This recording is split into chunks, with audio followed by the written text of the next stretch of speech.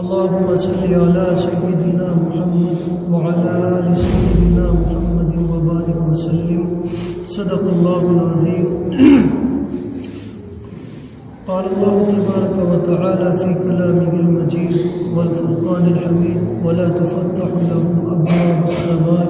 اللهم صل على سيدنا محمد وعلى آل سيدنا محمد وبارك وسلم.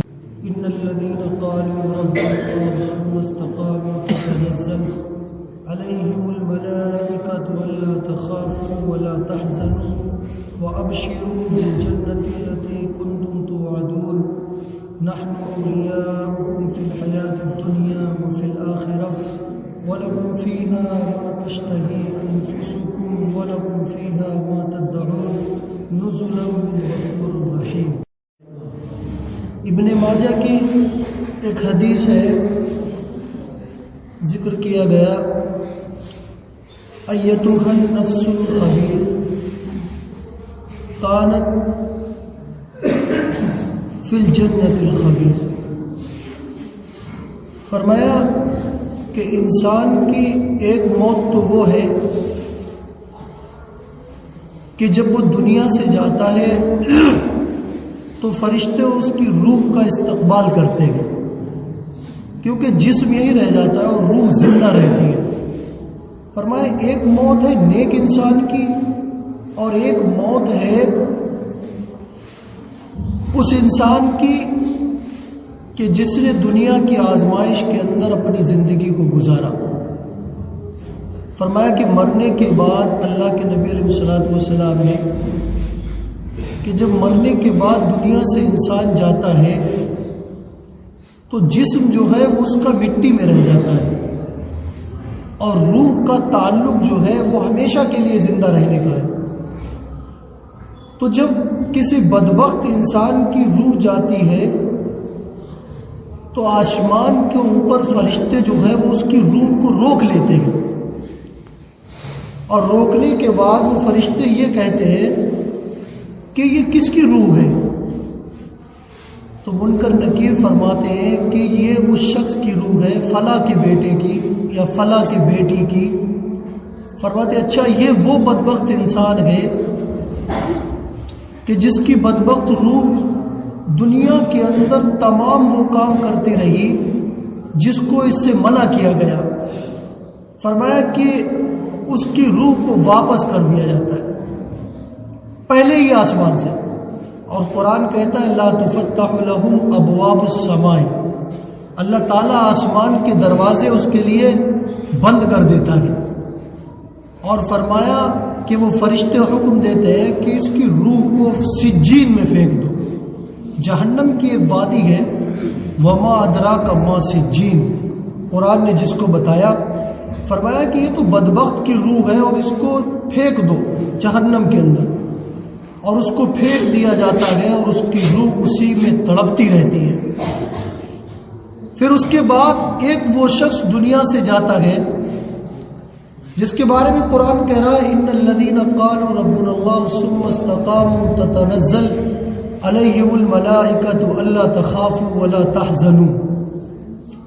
فرمایا ایک نیک انسان کی روح جب اس کو لے کر جاتے ہیں منکر نکیر تو فرشتے روک لیتے ہیں اور فرماتے ہیں یہ کس کی روح ہے؟ فرمایا یہ فلاں بندے کی روح ہے جو اللہ کی عبادت کرتا تھا اور قرآن کی تلاوت کرتا تھا، آپ صلی اللہ علیہ وسلم جو احکام لے کر آئے اس پر چلا کرتا تھا. تو بڑا عرش کے فرشتے اس کا استقبال کرتے ہیں چاروں طرف سے کہ یہ روح لاؤ ہم لے کر جاتے ہیں. قرآن نے اتنے اچھے الفاظ میں ذکر کیا کہ ملائکہ جو ہے اس کی روح کا استقبال کرتے ہیں جو نیک انسان ہوتا ہے. اور اسی کو قرآن نے بتایا ان الذین قالوا ربنا اللہ، اللہ بھی اس کی روح کے انتظار میں رہتا ہے. ثم استقاموا تتنزل علیہم الملائکہ، اور سارے فرشتے استقبال کے لیے کھڑے ہو جاتے ہیں کہ یہ روح فلاں نیک بندے کی آ رہی ہے. اللہ تخافوا ولا تحزنوا وابشروا بالجنۃ التي كنتم توعدون. فرمایا کہ عرش کے سائے اس کے لیے کھلتے رہتے ہیں. نحن اولیاؤکم فی الحیات الدنیا وفی الآخرہ وَلَكُمْ فِيهَا مَا تَشْتَهِي أَنفُسُكُمْ وَلَكُمْ فِيهَا مَا تَدَّعُونَ نُزُلًا مِّن غَفُورٍ رَحِيمٍ۔ اور پہلا آسمان کھلتا ہے، پھر اس کے بعد دوسرا آسمان، پھر تیسرا آسمان، عرش کے سائے کے نیچے اس کو جگہ دی جاتی ہے۔ اور اللہ فرماتا ہے کہ جنت کے جس دروازے سے جانا چاہے تو داخل ہو جا۔ تو روح کا تعلق یہ اللہ کی ذات سے ہے۔ آزمائش تو بدن کرتا ہے، دنیا کے اندر جو بدن کا حصہ ہے وہ مٹی میں مل جاتا ہے، لیکن روح کا تعلق جو ہے وہ اللہ کی ذات سے ہے، یہ زندہ اوپر جاتی ہے، کیونکہ سونے کے بعد انسان کے جسم سے روح فرشتے نکال لیتے ہیں، اور جسم جو ہے وہ حرکت کہتا رہتا ہے، اور جیسے ہی وہ بیداری کے عالم میں آتا ہے تو اللہ حکم دیتا ہے فرشتوں کو اور روح واپس آ جاتی ہے۔ تو یہ اللہ کے اختیار میں ہے۔ تو فرمایا کہ جسم کا تعلق مٹی سے ہے، لیکن مرنے کے بعد انسان کی روح اللہ کے یہاں جاتی ہے۔ ہر ایک شخص کی، جو بھی دنیا سے جائے گا، چاہے وہ نیک شخص ہو یا بدبخت ہو۔ حدیث پاک میں بدبخت شخص کے لیے بڑا ہی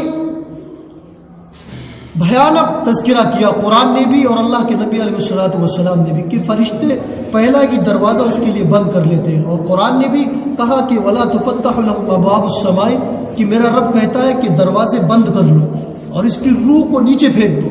وَمَا أَدْرَاكَ مَا سِجِّينٌ، سجین کے اندر ڈال دو اور قیامت تک اس کی روح کو جلنے دو، پھر اس کے بعد میں اس کو نکالا جائے گا سزا ملنے کے بعد۔ تو فرمایا کہ انسان جو ہے دنیا سے مرنے کے بعد عمر کتنی لے کر جاتا ہے، 60 سال 70 سال، لیکن اللہ کے یہاں جب اٹھایا جائے گا تو جوانی کے عالم میں ہوں گے۔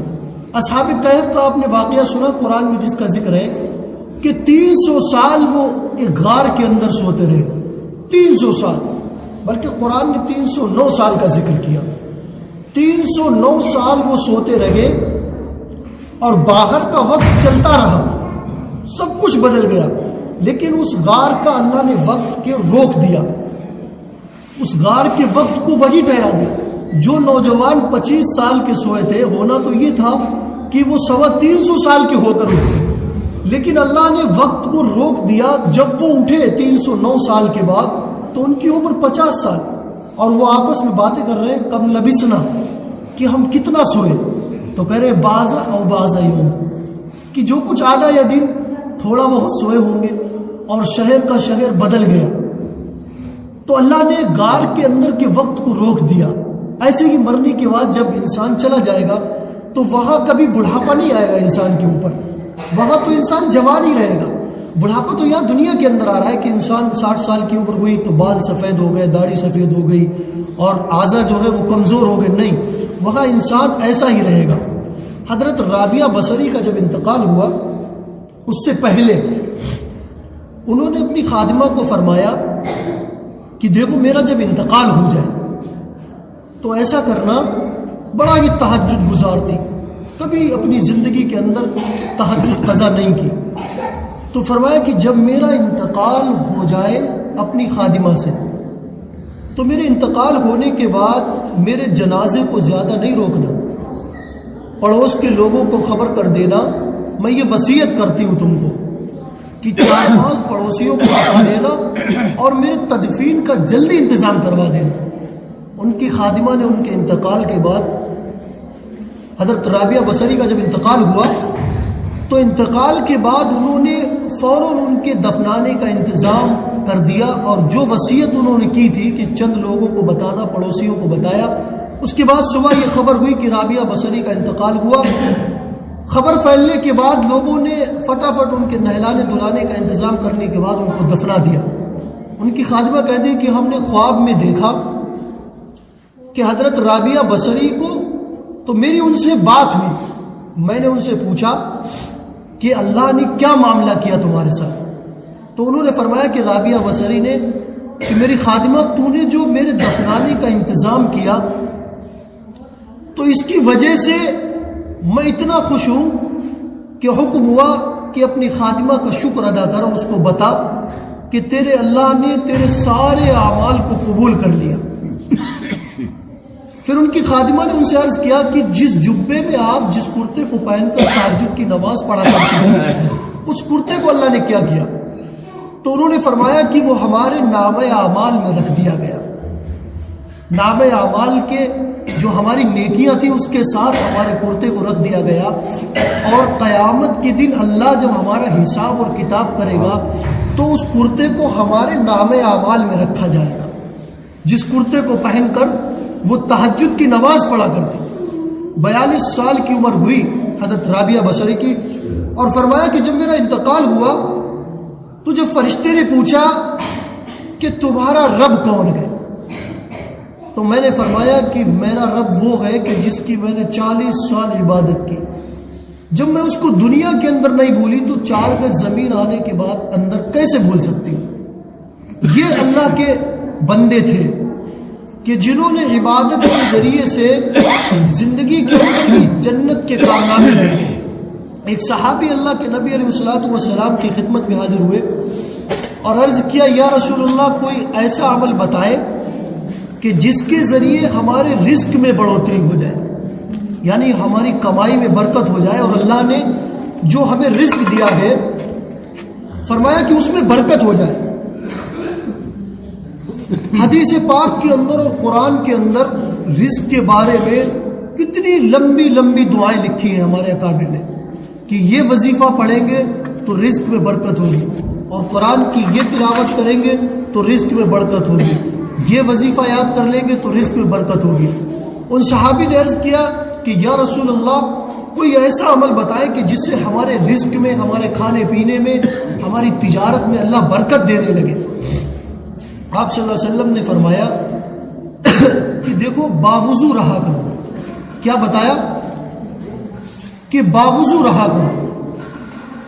جب وضو کر کے رہو گے تو اللہ تعالیٰ تمہارے رزق کو بھی بڑھائے گا اور رزق میں برکت بھی دے گا. کتنا چھوٹا سا عمل ہے. اللہ سے دعا کرے کہ اللہ تمام باتوں پر ہمیں اور آپ کو کہنے اور سننے سے زیادہ عمل کرنے کی توفیق عطا فرمائے. وآخر دعوانا الحمدللہ.